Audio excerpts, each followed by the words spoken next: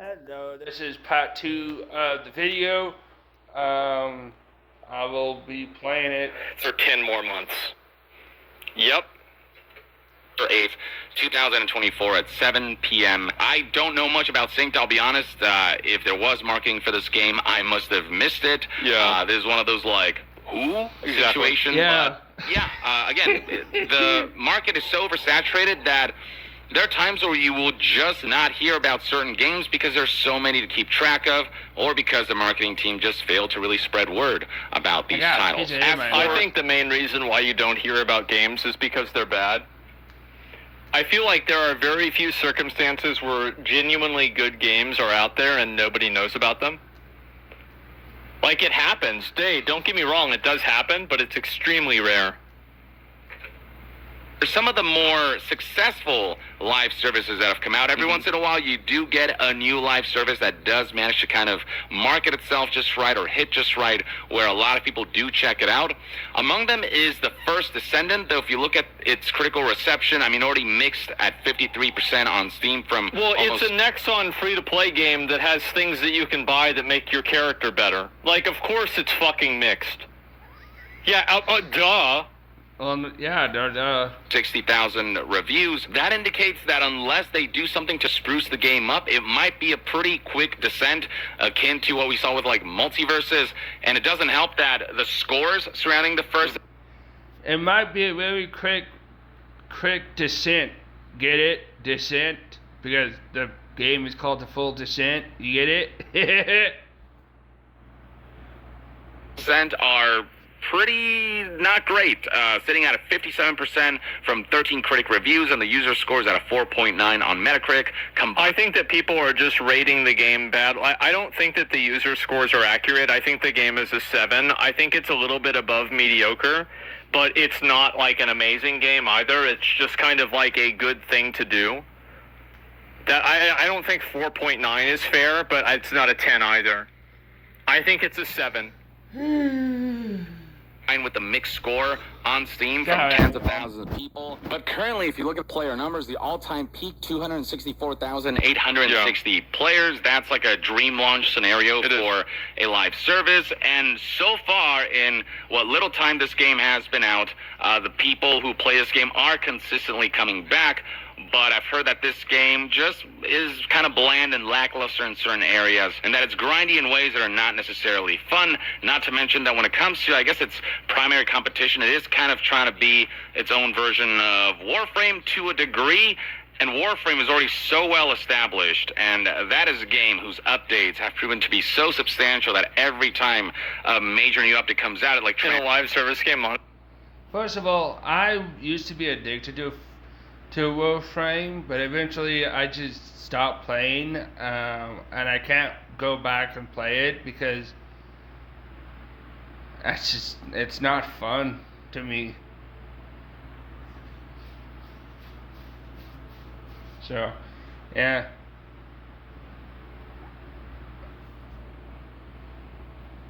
Should factor into the score.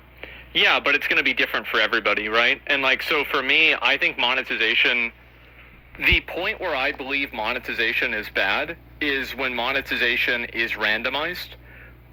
So because there's no randomized monetization in The First Descendant, I don't consider it bad.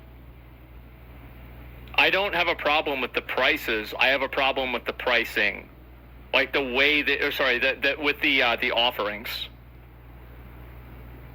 That's your opinion? Yeah, this is my opinion. That's why I said I think it's a 7. I didn't say it is a 7. Like, for somebody, it's probably a 1, and for somebody else, it's 10. Of course, of course, it's my opinion. Are you fucking stupid? What do you think is happening here? Yeah, I think you're stupid. I'm joking. The game to compete against that, The First Descendant, its cadence of high-quality new content releases will have to be, competitive with that. And so unless it does that, I can see these numbers drop off fairly quickly over the course of the next few weeks. But this is one of those, like, we'll see. We'll have to wait and see scenarios. And then we have Destiny 2. You'll know whether The First Descendant is going to be a good game in the next 3 months. Because you're going to, like, they've already made a lot of patches for the game that seem like they're responding to community feedback. So we're going to have to wait and see how that response is going to evolve. Which is in many ways the mother of live service. Yeah, it's not shooters. yeah, they're adding a lot of new Destiny stuff. IP, I think, has been out the longest as far as that particular genre goes, and it's what inspired a lot of businesses to try to essentially replicate its success. And with the final shape having been so well Seems received, like they're doing really well. the player numbers peaked at almost the all-time. I'm very strongly considering trying this game out at some point. Like, I might just wait until they make a new, like, reset for the game. I tried to play the Destiny 2, but it just got bored. I really did. I got bored and I stopped playing it. Plus, it was hogging up a lot of space on my Xbox. So, I uninstalled it, and now I've been playing another live service game called No Man's Sky. Though, that's not really truly a live service. Who cares? It technically is, but I don't care. I love No Man's Sky. Yes, I know No Man's Sky started as essentially a fraud, falsely advertised product. You know, a really famous one, but luckily they turned it around. So, yeah. There's probably so much stuff in the game now, it's overwhelming. But, like, if they made a Destiny 3, I would be there. That it was at previously in the last month and in recent months, and recent days, we're seeing players in the tens to hundreds of thousands. So this is a game that's doing well and who went off with a bang thanks to a great final DLC. Zenless Zone Zero, this is from MiHoYo, and at this point, with the success of Genshin and then Honkai Star Rail, MiHoYo is just too big to fail now. Like, any new game they output, I think people will be on board for this particular fan base. So Zenless Zone Zero managed to accrue 50 million downloads worldwide in a very short amount of time. And that does not surprise me one bit. So MiHoYo at this point is established enough as a company and brand that their live services, new ones, will succeed. Helldivers 2 was kind of, I think, a surprise hit. I think that, First of all, Helldiver 2, yes, it was, first of all, it was successful because it did what every game would never do, which was to just be a game. Like, that's all it was. And it was also mocking Starship Trooper, but also mocking the U.S. mocking the U.S. government and all that.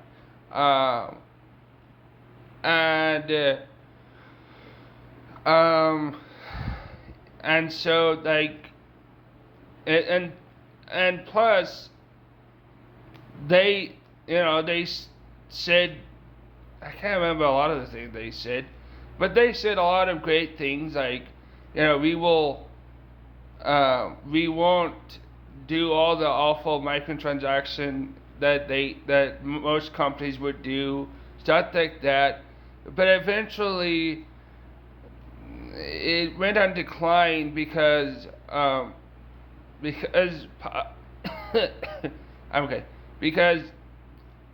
part of the reason they went on decline is because the parent, no, not the parent company, they're not owned by anyone, but the publisher, Sony, decided, hey, you know what, make everyone who play the game sign in with a PSN account. Well, that did not work. There was a huge backlash, and now majority of the people who originally played the game can't play the game anymore because it's blocked in a whole bunch of countries that people can't. If people live in those countries, they can't sign in and play the game.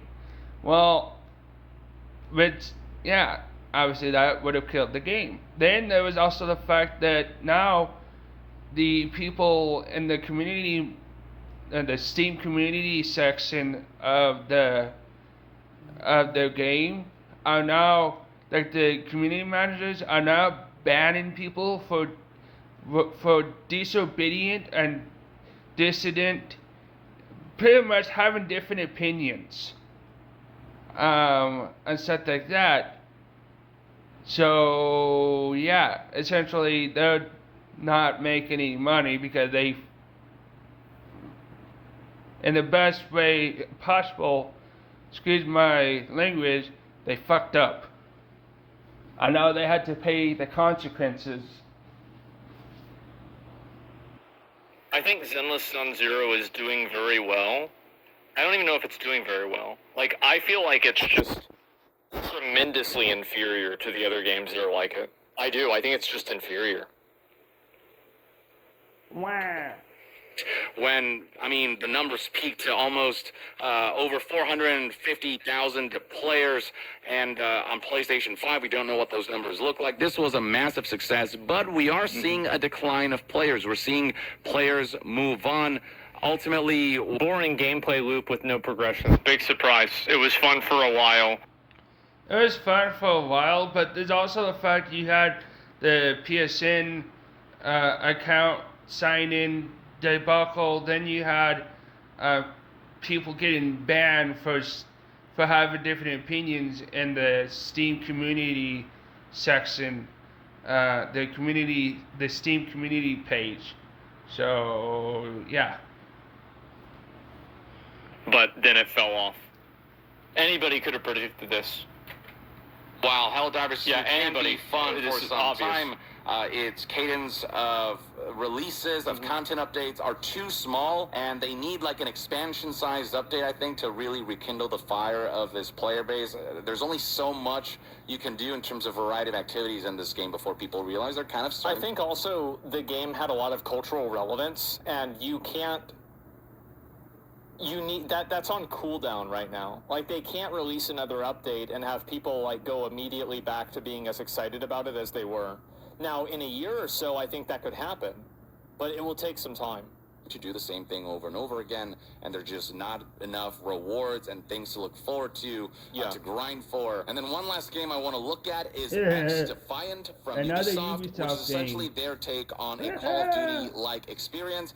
And this is a game that has gone on to do pretty well for itself, unlike, say, Skull and Bones is like the complete opposite. Yeah. X Defiant has been sort of breaking milestones every so often, every few weeks, and most recently it was stated by Yves Guillemot that X Defiant has attracted 11 million players. How many of those are sort of continuously coming back to play X Defiant in terms of concurrent player numbers? What kind of numbers we're seeing there, and how many people engage with this game at the same time? We don't know those stats, but 11 million players checking a game out is substantial, and I'll be curious to see whether these results... I just feel like there's like A cap on the amount of successful live service games that can exist. Like, there's just simply not a big... Like, you think about a forest. There are only so many huge trees that can exist in a forest. You can't just keep putting huge trees in the forest over and over and over. Eventually, you're going to reach a cap. Well, And I think that's what's happened. Reached, and now people are just... Well, yeah. You know, yeah, it makes total sense. You can't, I put it this way. I want to put it the way that makes sense. You can't put it, it would be like trying to make everyone happy. Let's say you have 8 kids and you're trying to make everyone happy. Well, you're not. You can't make everyone happy because you will become miserable until you have to learn how to take care of yourself before you can help others. It's what I did when I was a kid, not a kid, but when I was in my late teen, early 20s, I tried to make everyone in my family happy, but what ended up happening, I just got miserable and miserable and miserable. It wasn't fun, and I just got tired of it, so I decided to move on my own. trying to churn the people that are inside of that to play their game instead. We've been capped. Yeah, I know I'm capped out on games. I am. I always have something to play. Will continue or whether this will flatline and fall off. But when it comes to like Ubisoft branded shooters, I mean, Rainbow Six Siege went to do pretty well. X Defiant has a strong start, and if Ubisoft does what they did with the likes of Rainbow Six Siege and For Honor, it could very well thrive. So not to say that it's completely unviable to enter the live service market, but you either have to chase a trend so well and have to market a game so well that it attracts enough attention, and then the content itself, the quality is good enough that it retains that attention and it spreads word of mouth, or you have to deliver something really inspired, something that feels kind of fresh and something that everyone will want to talk about and play with other friends with. I think Helldivers 2, that initial wave of hype. Well, you can't replicate that because the novelty of the game wore off. Everybody already knows what Helldivers is now. So there's nothing like new that you can do. A lot of these games release updates at different dates so they can thrive alongside each other. No, that's not true because like I think that a lot of people want to have a game like WoW. They want to have that game that they come home from work and they play that game and they log on and they always do that one thing. I think that's what a lot of people are looking for, and I don't think people want to like shift between a bunch of different games over and over and over. I don't think so. Yeah, a forever game. I think a lot of people are looking for like a forever game. And that's why like there's a focus on live service, is that games want to be that forever game. That's why, for example, Fortnite is so successful. That did sustain itself for some time. You know, a lot of people just felt like Helldivers 2 really felt like just great something kind of different. Like, yes, it's a shooter, but the whole Starship Troopers vibe combined with all the shenanigans that can ensue during a play session, and just the identity that it had that was very unique to itself and very self-aware, and just the kind of fun chaos that could plague any session for better and for worse. All that made Helldivers 2 just feel like the game that was talked about during the time that sort of peaked in terms of its hype and reception. Again, that's fallen off since because I do think the developers didn't expect the level of success that it attained, so they weren't prepared for the kind of content cadence that this kind of success would require. So I think they're now just kind of building the foundation for that. But that is an example of a game that, you know, it was like a bit of an underdog, but people found it. They talked. I think if the gameplay, like, you've got to keep in mind, a lot of these games that fall off are inferior versions of existing games. And this is something a lot of people need to realize. These games, it's not like these games are some kind of like great, amazing thing that just didn't get discovered. A lot of them have mediocre gameplay, maybe slightly above average graphics and annoying systems. Like, this is just not very good. They're not that great at games. They're not worth investing time every single day into playing. Word of mouth spread, and it wasn't just your typical thing copying something else, a thing that was just kind of going for a generic version of something that already exists that's just better than the new product that they're trying to make, which is the fear surrounding Concord that while this is not a bad game based on impressions surrounding its beta, it's a bad game, and it would be, if it was a good game, more people would have played it. If people aren't playing the game, there's a reason for it. Having to pay for beta access, no thanks. Nobody complained about that with Baldur's Gate 3 whenever they had early access. There are a lot of games. Nobody complained about that with Hogwarts Legacy to play it early. No. First of all, the difference is Elden Ring. Baldur's Gate 3 is a RPG. That's what it is. It's a role-playing game. And Concord is a hero shooter game. And most of the other games that is its competitor are free. Okay. So it makes sense if Concord should be free. Because all the other games all the other competitors who had like Overwatch and like a few other ones. I can't name the top of my head. I can't get the name at the top of my head, but most of the other hero shooter games are free. So why is that the other why is that Concord isn't free? It doesn't make any sense. It doesn't make any common sense. No, this is what they did. Oh, you're right, they did do it. But that did not affect the player count.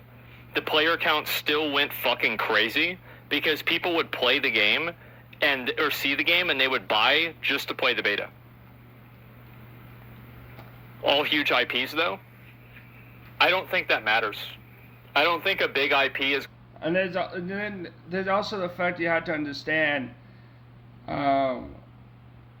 Baldur's Gate 3 was a really, really good, great game made by people who actually care about Dungeons and Dragons. That's what that game is about. That's what the game is made by. People who actually care about the type of stuff they make. That's why it's so good and great. Going to make a big difference. If the game is good, people will log on and they will play it regardless. Look at Helldivers 2. A lot of people do feel like maybe this is a genre of live service that's a little too late. The Washington Post said... and also, you're going to see a lot of people... talking around why Concord isn't popular. One of the big reasons why Concord isn't popular is because the game looks like it was created from a focus group of DEI consultancy companies. It was. That's also another reason. They literally have like the characters' pronouns. It was. It probably was created by a group of DEI consultant agency or something like that. I won't be not surprised if it was. Top corner. It's fucking weird. So all of these companies and these different newspapers are going to be talking about this. I don't know why people don't want to play it. Oh, who knows? It could be. You know what these news agencies are going to do? They're going to say, well, the people who doesn't play are a bunch of racist and sexist and homophobe and thisophobe and notophobe and oh my. That's what they're going to do. Because they've done this multiple times in the past. So I'm not surprised. Anything, that's the reason why. That's not the reason, but it's a very big reason. Because you see that, you look at the character design, and people are just like, yeah, I'm not interested in this.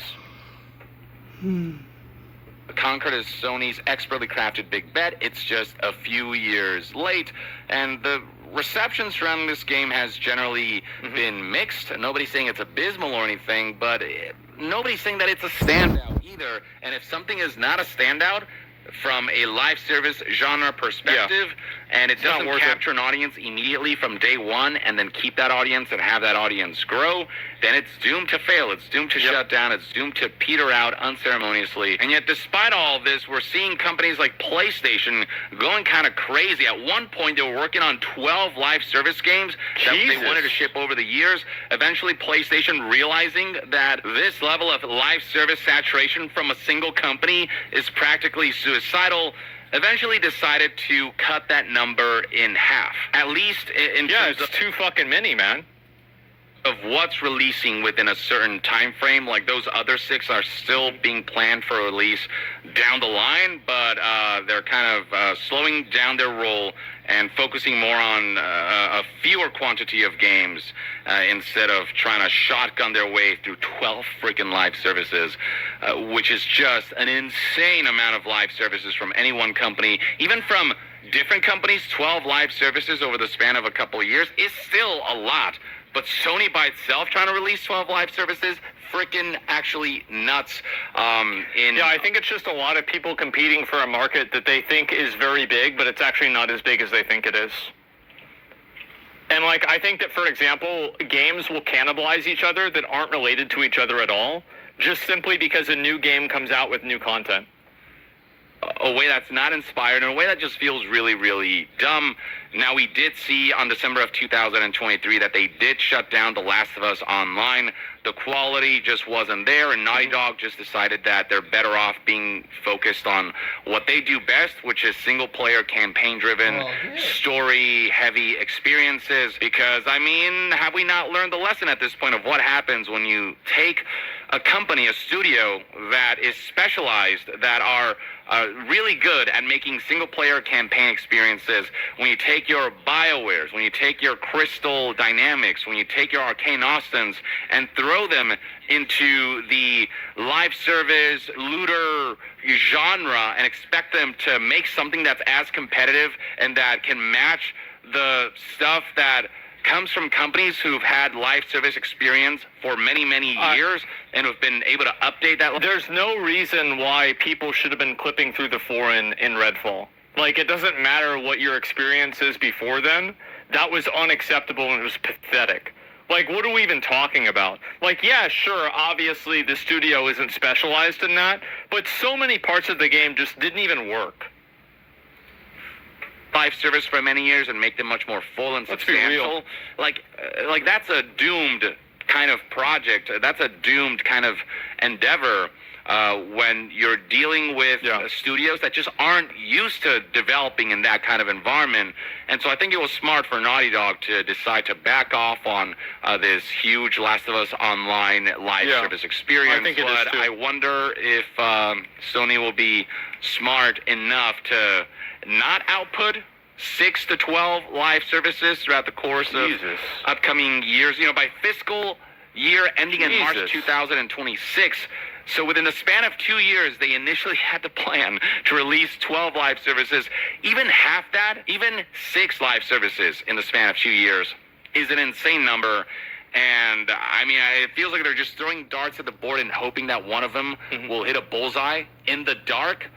But I don't know if that kind of approach will yield results. I don't know if something like Concord will take off. I think that will be maybe the litmus test of whether this is something that will work for Sony. And if Concord doesn't end up doing well, I think Sony may back off further on those plans, realizing that this kind of oversaturation and this kind of rushing towards live services in vast quantities, instead of taking the time to consider what one big major endeavor they can pursue that makes sense for a live service and that is genuinely inspired, they can invest in. This just feels like, again, like a gold rush race. They're just trying to do whatever's popular. That's all there is to it. They're not even doing it. They're not in it for the love of the game. They're just trying to capitalize on it and get their flag there first so they can be the next Fortnite. I feel like what happened is as soon as Fortnite popped off, every other fucking game wanted to be like Fortnite. So they keep trying to do the exact same thing. That's what's going on. Considered and something that is coming from an artistic and creative perspective. But this is kind of the current state of live services right now, ladies and gentlemen. A handful still can slip through and take off and whatever. But even then, the question of can that maintain itself and, can that not suffer the massive declines that a lot of these tend to suffer? That remains to be seen. And the race towards infusing the market with more live services is far from over. And it's one that's going to result in a lot of failed projects for just no good reason, from a lack of foresight, from just sheer short-sightedness. The market getting more and more saturated with these kinds of games. It's going to be harder and harder for any one live service to stand out and succeed. But I'll be curious to see where some of these live services end up, in the garbage. That's what they're going to be. I think that this whole idea of these, this game was good, but it never really caught on. My opinion is that it didn't catch on because it wasn't good. You might think it's good. And guess what? Who cares about your opinion? Just saying.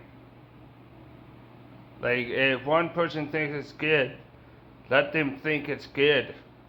Stop trying to force people's opinions upon stop trying to force your opinion on others.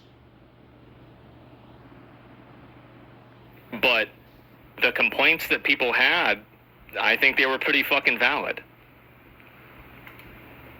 A year or two or a couple of years from now. President In the Tower meantime, though, Fantasy. let me know in the comments below They're what your making a new thoughts game. and opinions are on the recent cadence of release of live services, and whether you think that this is viable and whether there's certain live services that are doing it right. Yeah. And what you think about just all the shutdowns versus some of the ones that do manage to take off and succeed here and there.